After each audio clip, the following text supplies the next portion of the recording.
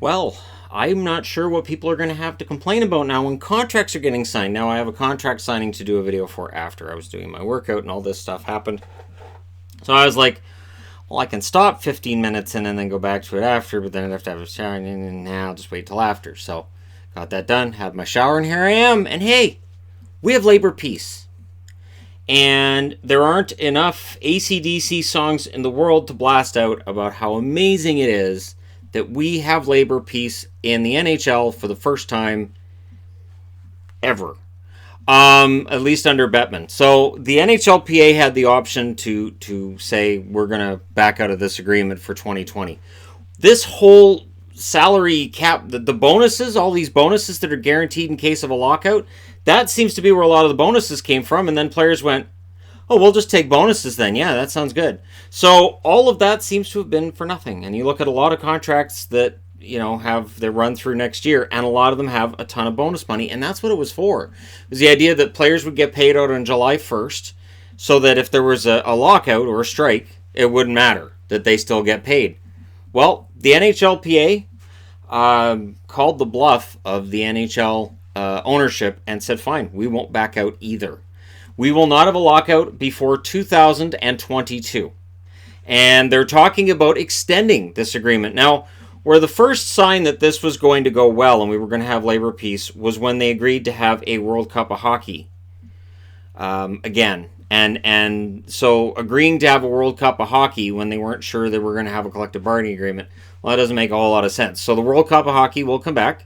There'll be some collective groans to some of that because people want to see Olympics rather than that. But that was the sign we were going to have labor peace. And then the NHL says, we're not going to back out. And then for NHL players, again, do they like escrow? No, they hate escrow. They hate this thing. But it is not worth going to a lockout next fall over and alienating the fan base just before they have a chance to sign a brand new TV deal in the States. Both the players and the NHL side of things are salivating at what that agreement could end up being when you look at some of the money that other leagues make in the States. They're not going to make that kind of money. They're not going to get an NBA, NFL, or Major League Baseball style contract. But they're going to make substantially more than they're making right now. And it's going to affect players' salaries as well because that money all gets pooled in. And that's where the salary cap ends up. So the players know if they can achieve labor peace, get a really good agreement for television in the States, they make more money. So this is where the partnership between the NHL and the NHLPA finally means something. It's not that something is good for the owners or good for the players. It's either good for both or bad for both, which means I would not be surprised to see the NHL get what they want. They want this agreement extended till 2024. They don't want to have to worry about it for another 5 years.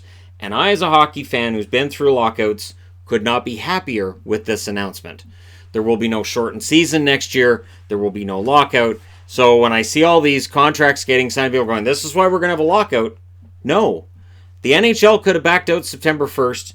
The NHLPA could have backed out today. And both sides went, we're good. We're happy with what we have. Now, they're not 100% happy of those players.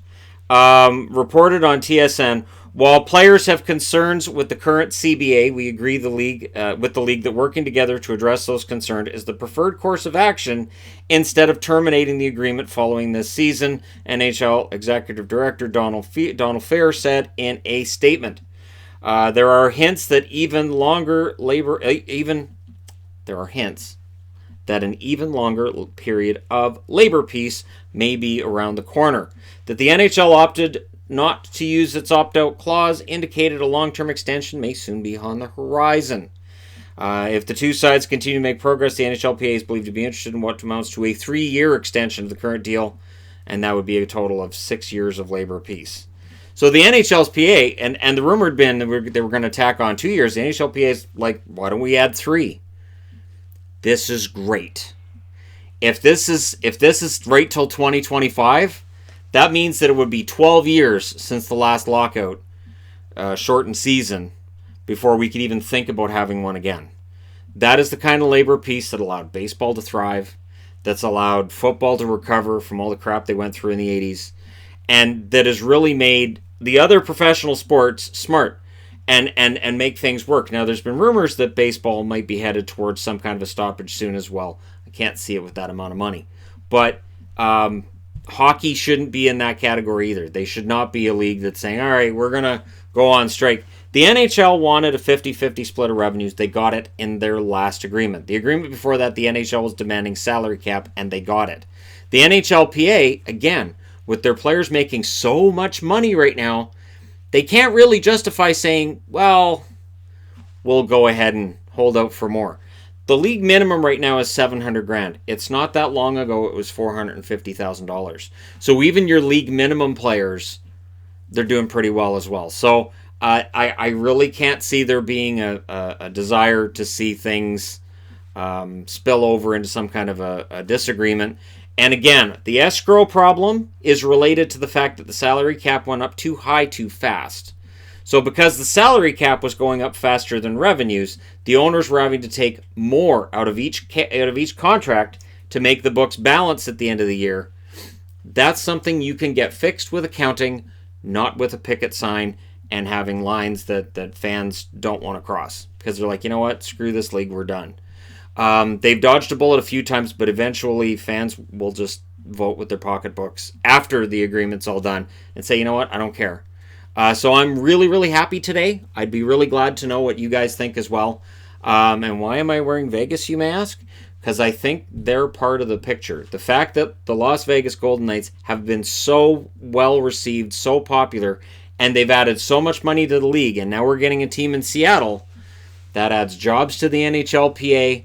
That boost in revenue adds money for the NHLPA, and that makes the NHL happy as well. Again, it mutually benefits both to have labor peace, and I would not be surprised to see more than 32 teams at some point soon. But again, we don't have to have that debate today. That can be way down the road, say 6 months from now when it comes up again.